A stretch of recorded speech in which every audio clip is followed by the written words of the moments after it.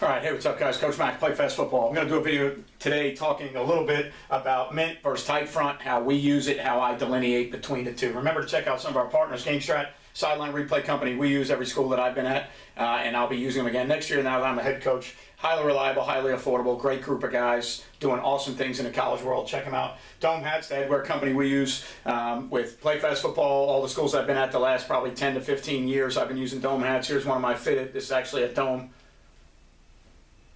Hats hat, not one of my other hats from Play Fast, but they got great Christmas gifts going on. Custom hats, stock hats suck. Make sure you check out Dome. Baker Sporting Goods company we use for sideline apparel, our coaches apparel, some spirit packs for our players. We create fan stores through them, so make sure you check out Baker Sports. Modern football and analytics tool that helps you make in-game adjustments on the fly for your coordinators. No longer have to wait till halftime to get all the stuff that you had written down and put all the things and tabulate them together. You can make in-game adjustments right now, what they're doing, what you're doing, and help your offensive and defensive coordinators and head coach make better in-game adjustments. All right, and then FlyRouteDrones. To me, drone angles are the best teaching angles out there. It's so much easier to position them where you want them, how you want them, which side you want it from, behind the offense, behind the defense. You could set it up where you want it. FlyRouteDrones, the nation's leader in drones for athletics, so make sure you check them out. All right, so when you study the term mint front, tight front, a lot of times it's hard to delineate between the two and then figure out where the terminology came from, right? So for me, the first time I had ever heard mint front, it was Nick Saban and Kirby Smart talking about it and how they evolved to, this type of front. But when they, describe it, they basically say that it is their tight front done from a sub package, right? So for them, it was a matchup coverage on the back end with their D-line playing inside technique from their nickel or smaller package, right? So for them, mint was a way that they could play tight from their smaller subgroupings, right? But then when I started to study it, the thing that I liked about it is they got into more about how they set the jack away from the nickel and how they can play teams that are FIB and they don't have to travel their star everywhere, right? So when I was playing tight front stuff, we were always playing tight front from a 3-high structure, right? So I've got drawn up right now our tight front 3-high deal. And for us, the way we would terminology things is if we were using cities, we were trying to play our 3-high coverage behind it. If we were using states, we were trying to play our standard 2-high. Now, our coverage structures didn't change all that much between the two. It was still a quarters-based toolbox, right? But for me, it was a way of our kids understanding, were we trying to play 3-high or are we trying to play 2-high? And then it was a way to get to a system where maybe with the same personnel on the field, we could do all of the same things if we had the right personnel to move guys where we wanted to move them, right? So we use cities and states for our fronts to delineate what type of coverage structure behind it, all right, 2-high, 3-high, that we wanted to employ. So when we were playing tight front defense, we were always playing it from a 3-high structure, right? So nickel to the passing strength, middle safety lines up off 3. We were always playing our same quarters toolbox deals, right? So if we had 2 receivers removed, we would always start in the same world, right? We would play palms or 2 read. We would play our version of quarters. We could play half techniques or cloud techniques to that side, depending on what we wanted to do. We could play man techniques and put the nickel tighter to the box, right? So we always started with our same quarters toolbox to that side. To the backside, we had our same rules for the backside players with 1 receiver, 2 receiver, right? What's your menu versus 2 receivers? What's your menu versus 1 receiver? And then our middle safety was a guy who can line up off the number 3, and then depending on what runs we were seeing that week, how we would fit the middle safety with the Mike and the Will, how aggressively were we going to play the Mike and the Will with certain things.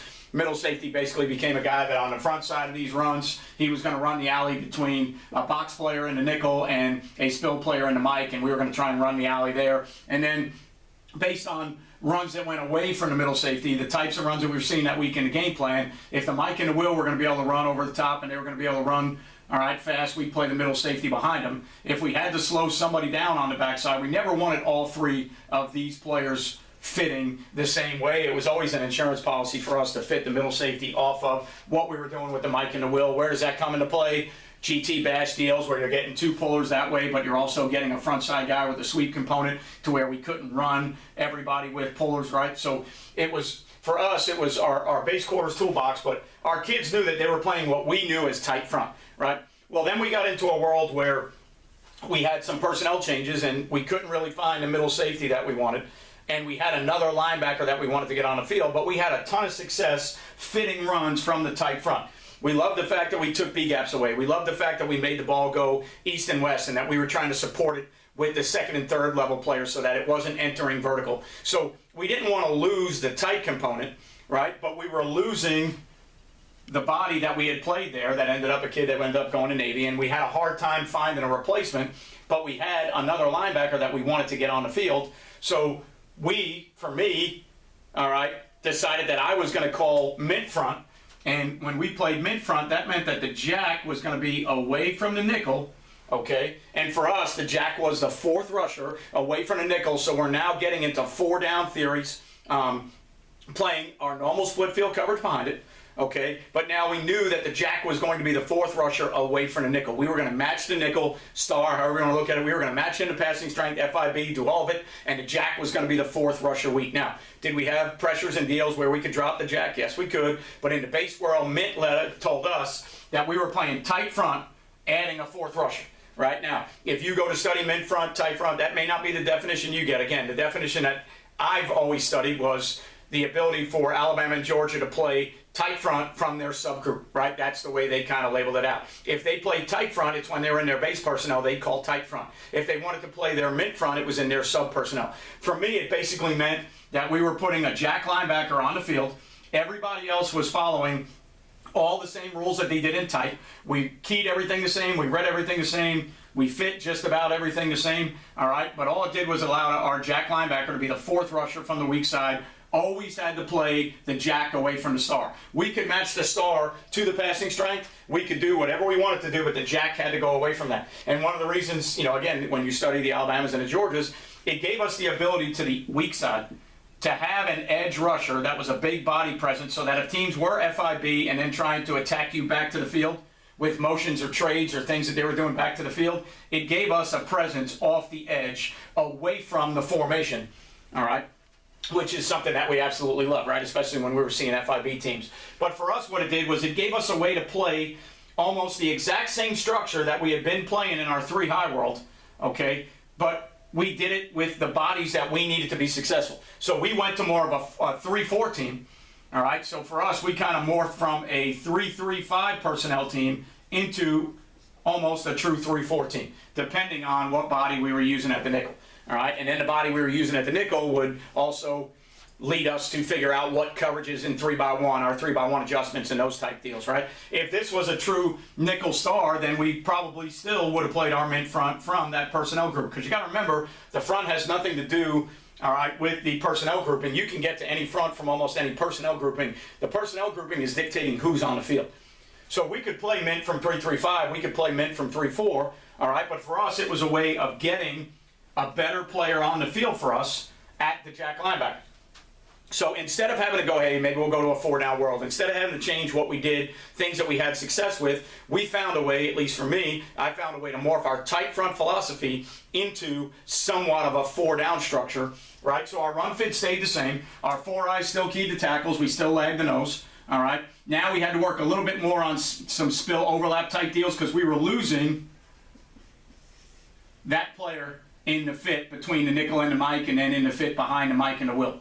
Okay, so we had to change a couple things in our run fits, all right? A little bit funky from 3-high to our mint front stuff. But in theory, how we were playing football, especially for these two kids who were two of our better players, and then for these kids who we didn't really have as many D lineman bodies, we wanted to keep everything as consistent as we possibly could. And then wrinkle whatever fits or things in coverage we had to wrinkle around that, but don't make the change unless everything else stays somewhat consistent.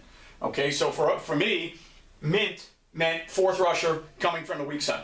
All right, that's how I taught our players. That's how I taught our guys. I said, hey guys, if we play our mint front, right, which we call a state, Michigan, when we play Michigan, guys, you know that it's got to be a fourth player rushing away from the nickel, all right, and that's how we're going to generate, all right, our 4-man pressure, and that's how we're going to figure out who's in coverage, right, because now all of a sudden the Mike is involved in our coverages. When this guy was here, and we were playing tight front, our Mike was out of the coverage fit, and our Mike was an add-on fourth rusher late, but we didn't always send him. He was a spy guy. He was a fix-it guy, so our 4 eyes could win where they wanted to. As soon as we went to the mint world, and now the middle safety came out, and the jack came there, right?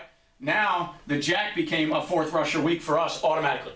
Did we have other ways to change that? Yes, we did. But base rules, camp rules, automatically the jack became the fourth rusher. That told the anchor to rush more like a 3 technique. That told the nose to rush more like a 2-eye. And it told the 4-eye that he had to cop and regain outside leverage because we were sending 4, which means we no longer have the add-on fourth player that we did in our tight front. So our pass rush mechanics changed a little bit. Our coverage structure stayed the same. It's just that now in the offseason, we had to teach the Mike all the things that we were teaching the middle safety as far as matching things in quarters and 3 vertical and those deals, because now the Mike is doing that, not the middle safety. Okay? Now, for me, that's just how I delineate mint, tight. It's probably the same front for most people, right? You'll hear some people say mint, some people say tight. All right? The Alabama or the Georgia version, it's tight and base, but it's mint in their sub-package, right? So, you know, I've heard people say that it's tight front with their mini personnel or sub personnel. However you want to look at the term mint, for me, it means fourth rusher weak, away from nickel, and it's going to be an outside linebacker that's on the field. Now, in the perfect world that I was trying to get to was I was trying to make this body and this body synonymous with each other so that at any given time, I could jump from tight 3 high to mint without having to make a personnel change. All right, so when we switched to playing predominantly mint front defense, we changed personnel and the middle safety came out and we found another linebacker. All right, in the perfect world for me, because of not wanting to change personnel and wanting to do things with the same 11 on the field and present problems for the offense, I wanted to find out if I could find that guy who was good enough to do that job as a fourth rusher. Tough to find, tough to do, for him to play 3 vertical and do the things he needs to do in coverage, and for him to be, you know, kind of a third level player at times based on what you're doing in coverage, and then also be a weak side rusher. Tough to do, never really found it. So what we did was we found another linebacker and we went to mint front defense, what I would determine or call mint front defense, right? So that we could still play tight 3 high in situations if we needed to. We probably just needed to change personnel. We could play our mint front stuff with our same split field coverages. All right, and then basically we were becoming more of a reduction team, but rather than slide the whole thing over from a run fit purpose of where we wanted to send the ball, we would still stay tight front with the jack away from the nickel, and then we had to have ways to handle the things that people were doing to attack that front. If I had the best of both worlds, I would play tight and mint with the same personnel, and I would find a way to get somebody from the middle safety to the jack, however I had to do that. But it's tough in practice. It's tough to get those reps. It's tough to do those things. All right, but that would be ideal for me. So for us, mint and tight are synonymous in a lot of ways. All right, the delineation for me, where I changed, at least again to fit my kids and from my knowledge, where I changed was I said, okay, when we go to mint, it's going to be a fourth rusher away from the nickel. When we play tight, it's going to be our standard 3 high stuff. All right, because I wanted to get to a world where I could do both. I could play 3 high and I could play standard split field 2 high. The coverage structures were the same. Run fits were kind of the same, but they were a little bit different in certain areas. But I just never got to a point where I had the bodies that I said, hey, he can be a jack and he can be a middle safety. Because there was a time when it wasn't a fourth rusher deal, where in our 3 high stuff versus 2 removed, we had a call where we could play the middle safety. So in our standard 3 high, if we had teams that were getting us into 2x2 and doing things that were giving us some issues, all right, because standard for us in 2x2 would be that light box with the middle safety there. If I got to a point where I didn't like our matchup in that light box, we had a call in our 3 high stuff where we could play the middle safety as a weak side outside backer. But the reason we did that was because that kid understood the coverage structures, especially the 2 receivers or 2 removed. So he could do all the things in coverage that we wanted him to do from there. But we didn't move him there to be the fourth rusher weak like we did when we went to mint. Mint was fourth rusher weak. That's how we're going to do it. Those are the bodies we're going to play. So again, when you study mint and tight, a lot of people are going to tell you it's the same thing. It's just maybe different based on personnel. I made a delineation for our players, and I said, hey, when we say tight, you know we're playing 3 high. When we say mint, you know we're playing 2 high, and you know that there's a fourth rusher coming off the weak side. That's what I did. I adapted some of the things that I learned to our kids and our players at the place that I was at. All right, so I appreciate everything you guys do for Play Fast Football. Hopefully this video helps you a little bit discussing mint and tight front. Remember, you won't play well until you play fast. See you next time.